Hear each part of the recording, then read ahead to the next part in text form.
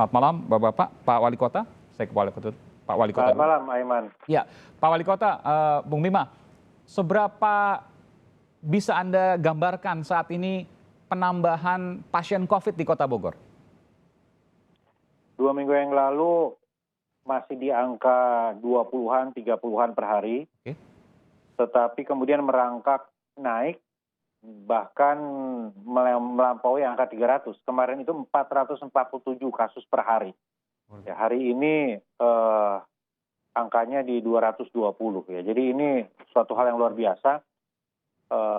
Angka bed occupancy ratio sekitar 85%, tapi realitanya sudah nggak bisa lagi mengalokasikan tempat tidur ya. Jadi saya setiap saat menerima banyak sekali keluhan warga yang sulit mendapatkan ruang isolasi atau tempat tidur. Jadi boleh saya katakan kalau persentase naik 1.500% ini? Ya, bisa. Seperti itu kira-kira. Dibanding 2 pekan sebelumnya? Ya, begitu. Luar biasa, dari 20 menuju ke 300 hari ini? Iya, 447. Kemarin 447. Bahkan kemarin lebih tinggi lagi. Apa yang terjadi sesungguhnya?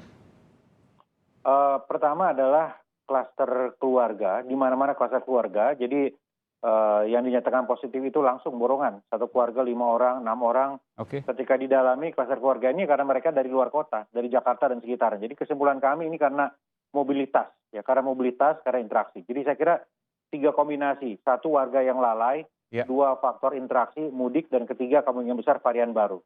Oke, Jakarta kan juga sudah WFH, tinggal 25% yang berkantor. Masih luar biasa banyak ulang-alik atau komuternya.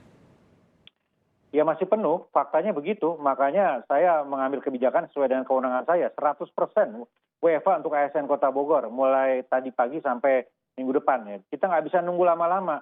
Yang bisa saya lakukan sesuai dengan kewenangan saya akan lakukan. Termasuk malam ini memberlakukan jam malam, melarang warga untuk keluar di atas jam 9 malam, kita berlakukan mulai malam ini. Jadi 100% WFH, jadi nggak ada yang di kantor sama sekali di Kota Bogor, lalu jam malam. Untuk ASN, untuk ASN. Untuk ASN, oke. Ya. Untuk ASN, ya. Dan jam malam pukul 21.00 sampai? Pukul 21 sampai jam 12 malam. Oke. Dan 21 sampai jam 12 malam ini, ruas jalan protokol di Bogor kita tutup semua. Ini kewenangan kota. Kewenangan kita bicara kewenangan kota.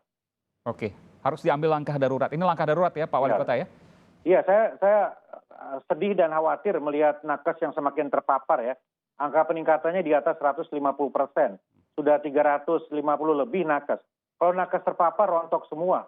Bukan saja pelayanan untuk COVID, tapi target vaksin tidak akan tercapai kalau nakes terpapar. Dan nakes ini sebagian besar terpapar di keluarga, bukan hanya di Vaskes, di keluarga. Saya ke Ketua ID terpilih yang juga Sekjen PBID, Bu Dr. Adip Humaydi. Dr. Adip, kita mendengar, kita melihat, kita juga sempat mengalami nakes tertular masif pada awal-awal COVID tahun lalu. Apakah hari-hari ini, pekan-pekan ini terulang lagi bahkan lebih parah atau seperti apa gambarannya? Ya, jadi sebagai gambaran Mas Aiman bahwa kalau kita tahu puncak tenaga medis, khususnya dokter meninggal itu ada di bulan Januari. Di bulan Januari itu yang paling tinggi, 65, 1 bulan itu dokter yang meninggal. Nah, kondisi saat ini sebenarnya kemarin pada bulan Februari, Maret, April sudah turun. Tapi pada bulan Juni ini sampai tanggal 25 kemarin sudah 26 dokter.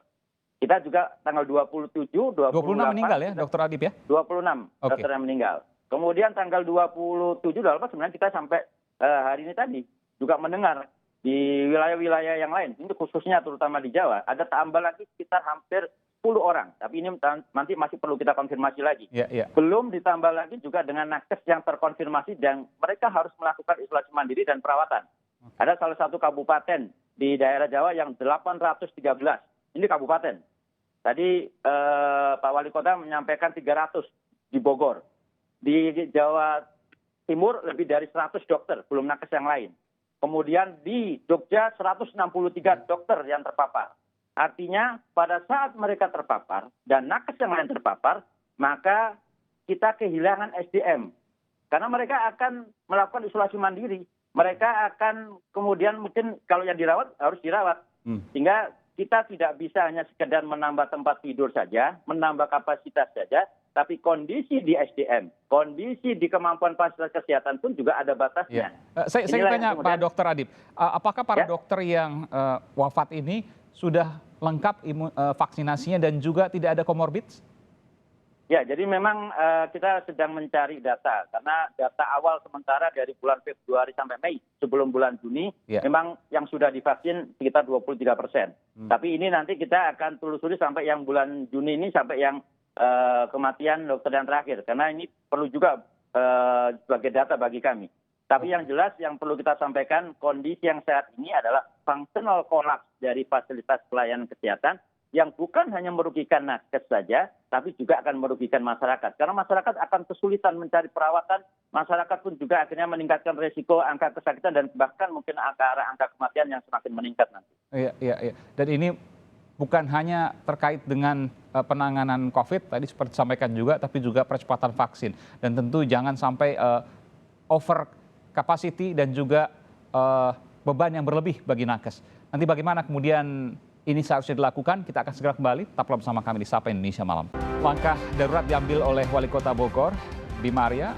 Pemerintah Kota Bogor memperlakukan WFH 100% untuk ASN dan juga jam malam pukul 21.00 hingga pukul 00 atau pukul 12 malam. Saya ingin tanyakan ke Pak Wali Kota, Bung Bima. Bung Bima, ini kan Bogor, Kota Bogor menjadi jalur transit orang-orang liburan, misalnya weekend, Sabtu, Minggu, arah puncak. Saya tahu bahwa sekarang ada ganjil genap. Akankah kemudian itu ditingkatkan menjadi suatu hal yang lebih ketat lagi? Bogor itu kan bagian aglomerasi dari Jakarta dan sekitarnya. Karena itu kita sangat terdampak. Orang kerja, orang jalan-jalan, liburan, sebagainya. Ada dua hal yang menentukan. Satu, koordinasi dengan Gubernur Jakarta dan kepala daerah sekitarnya. Tetapi ada hal yang lebih menentukan, yaitu kebijakan payung di atasnya. Jadi walaupun kami berkoordinasi, tetapi dari atasnya itu kebijakannya tidak tegas atau longgar, tidak ketat, maka di bawahnya itu akan setengah mati untuk menopang itu sulit. Nah, jadi kalaupun saya dengan Mas Anies misalnya sepakat untuk memperketat prokes, tetapi ketika jam kerja, ketika jam operasional, ya pembatasan aktivitas itu tidak dilakukan secara ketat, itu tidak ada artinya. Itu poin saya, Aiman. Maksudnya Anda mendapat limpahan-limpahan yang tidak perlu seharusnya?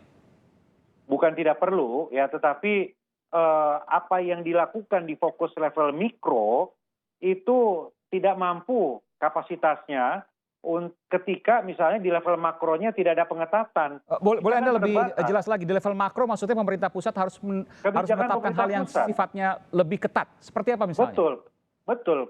Ya, artinya begini, kami kan ambil langkah cepat ya, WFH 100%, ASN itu otoritas saya. Tapi kita tidak mungkin melarang warga Bogor untuk ke Jakarta, ya karena belum dilarang. Kita nggak mungkin juga meminta restoran, toko tutup, karena belum dilarang. Jadi yang belum dilarang inilah yang saya kira harus betul-betul dipastikan kebijakannya seperti apa. Melarang warga Bogor ke Jakarta, apakah mungkin hal itu dilakukan untuk sifat situasi darurat? Nggak mungkin, karena alasan himbauan. Ya kalau mereka masih diminta bekerja di Jakarta, masa kita larang? Yang ada sifatnya adalah himbauan. Saya sudah menghimbau. Saya meminta agar semua pemangku kebijakan, baik itu perusahaan, perkantoran, ya, untuk memberikan prioritas bagi warga Bogor untuk WFH. Nah, tapi sifatnya kan hanya himbauan. Kita tidak bisa membuat keputusan. Yang bisa membuat keputusan itu hanya pemerintah pusat? Ya. Oke. Saya ke Pak Dokter, Pak Adip Humaydi, Dokter Adip. Apakah harus diambil langkah darurat yang mungkin disampaikan tadi oleh Pak Wali Kota, Bung Bima Arya? Ya, jadi memang intervensi yang harus kita lakukan itu adalah intervensi di hulu. Kalau kita semua terkonsentrasi di hilir saat ini sudah dalam kondisi yang functional collapse. Sehingga ini sebuah kondisi krisis, sehingga langkah upaya untuk menutup keran ini, maka itu adalah dengan intervensi di hulu. Kalau tidak ditutup kerannya, maka ini akan semakin meluber.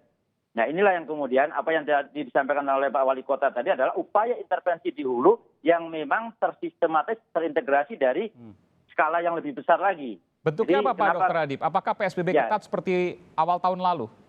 Ya, kami mengusulkan PSBB ketat. Ya, karena upayanya ini adalah karena ini sudah ada transisi lokal. Kontrol sosial bisa mikro. Jadi fungsi RT RW untuk kontrol sosial. Tapi pembatasan sosial harus dilakukan dalam skala yang lebih besar lagi. Atau dalam aspek kewilayahan yang lebih besar. Jadi kenapa juga kemarin kami mengusulkan wilayah Jawa karena kondisi krisis sekarang ini adalah terutama di daerah Jawa. Yang ini bukan tidak mungkin akan berpotensi juga ke wilayah yang lain kalau tidak ada restriksi. Jadi inilah yang tentunya menjadi satu usulan yang perlu ada payung di atas yang lebih kuat untuk mendorong terjadinya pembatasan sosial ini. Terakhir Bung Bima, apa yang bisa Anda sampaikan, yang Anda bayangkan ketika nanti ada pengetatan untuk Kota Bogor? Pengetatan ini bisa dipilih beberapa opsi ya. Opsi pertama yang sering disampaikan yaitu ketat sepulau Jawa begitu. Tapi kalaupun tidak, ya bisa saja PSBB regional begitu. Artinya Jabodetabek, kemudian Surabaya dan sekitarnya, Malang dan sekitarnya. Kita lihat sentrum-sentrum zona merah itu di mana. Yang satu sama lain itu berkaitan dan terinteraksi. Saya membayangkan seperti itu. Baik, kalau khawatir dampak ekonominya, ya kita pilih regional tadi yang memang sangat terpukul parah. Ya sekarang ini saya kira sudah SOS. Kita nggak mungkin menutup kan gitu, tetapi ada kebijakan di atas yang mungkin bisa melakukan itu. Baik, terima kasih. Wali Kota Bogor, Bung Bima Arya, dan juga Sekjen PBID yang juga Ketua PBID terpilih, Dr. Adip Humaydi. Terima kasih Bapak-Bapak. Terima kasih Dr. Adip, sehat selalu Dok. Sehat selalu, sehat untuk kita semua, sehat untuk bangsa Indonesia. Terima kasih Pak Wali Kota, Pak Dokter, terima kasih, selamat malam.